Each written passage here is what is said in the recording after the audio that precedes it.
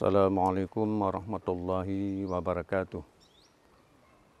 Alhamdulillahirrabbilalamin. Allahumma salli wa sallim ala Sayyidina Muhammadin Sayyidil Anbiya wal Mursalin wa ala alihi wa ashabihi tahirin ajma'in. Qala Allahu subhanahu wa ta'ala, Bismillahirrahmanirrahim. Walaqad khalaqnal insana wa na'lamu ma tuwaswisu bihi nafsuhu. Sadaqallahul azim. Pertama sekali, kita lupa kita memanjatkan budi dan syukur kita ke hadirat Allah Subhanahu wa taala yang telah membawa kita, telah menjadikan kita hidup bahagia hingga sampai menyelesaikan puasa Ramadan, tinggal beberapa hari lagi. Semoga amal ibadah yang telah kita kerjakan kiranya bermanfaat untuk kita semua.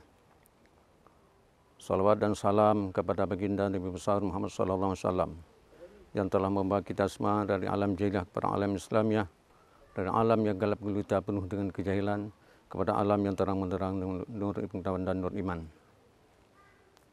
Hadirin hadirat yang saya hormati, yang perlu kita capai dalam puasa Ramadan ini yang tinggal beberapa hari lagi, hendaknya kita konsen dengan apa yang telah kita kerjakan, yaitu untuk mencapai martabat muttaqin, nilai-nilai ketakwaan yang telah kita gapai selama ini, hendaknya kita pertahankan sampai setelah Ramadan. Yang kedua, kita telah mencapai satu nilai takarrub kepada Allah, yaitu mendekatkan diri kepada Allah Subhanahu wa taala. Dengan puasa Ramadan, kita makin hari makin dekat. Jangan setelah Ramadan kita jauh dengan Allah SWT, karena Allah SWT dekat dengan kita. Dalam ayatnya dalam Quran, Bismillahirrahmanirrahim, idza sa'alaka 'ibadi 'anni fa inni qarib. Apabila ditanya kepada Muhammad tentang aku, katakanlah bahwa sungguh aku dekat. Jadi Allah sangat dekat kita. Bagaimana dekatnya? Dekat Allah dengan kita sebagaimana firman Allah, yaitu Walaqad khalaqnal insana, dan tunggu setelah kami jadikan manusia, wa na'lamu ma tuwaswisu minhu ma tuwaswisu bi nafsuh, dan kami mengetahui apa saja yang dibisikkan oleh hatinya, oleh jiwanya. Wa nahnu akrabu ilaihi min hablil warid, dan kami lebih dekat dengan dia daripada urat leher yang ada sama manusia. Urat leher paling dekat dengan kita, tapi lebih dekat Allah dengan kita.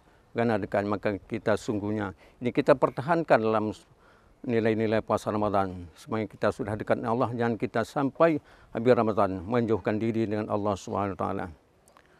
Hadirin hadirat yang saya hormati, nilai yang ketiga yang perlu kita capai dalam puasa Ramadan itu tazkiyah, membersihkan diri. Dengan puasa kita sudah bersih jiwa kita dengan Allah SWT, dengan manusia, dengan segala-galanya, bersih jiwa kita.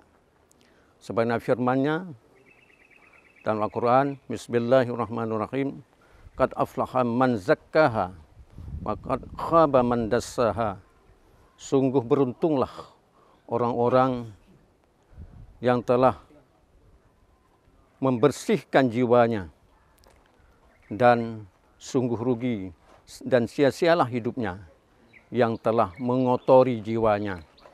Maka puasa Ramadan yang telah kita lalui sudah banyak keuntungan yang kita petik, dan sudah dapat kita membersihkan jiwa kita, dan kita pertahankan hal ini agar tidak sia-sia hidup kita, agar tidak sia-sia kita lalui Ramadan yang telah kita lewati, tinggal beberapa hari lagi. Mudah-mudahan konsen kita dengan apa yang telah kita kerjakan. Dan yang keempat, nilai berjamaah kita tingkatkan. Dalam puasa Ramadan sama-sama kita dalam 5 waktu selalu berjamaah. Dan hendaknya setelah Ramadan terus kita tingkatkan jamaah kita.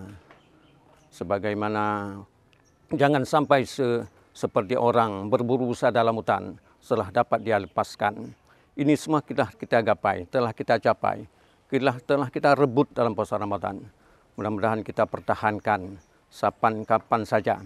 Janganlah pagi pekat petang cair. Kalau Ramadan kita semua berjamaah, semua kita baik, tapi habis Ramadan kita kotor dan kita tidak berjamaah lagi. Ini semua kita pertahankan sampai bertemu dengan Ramadan yang akan datang.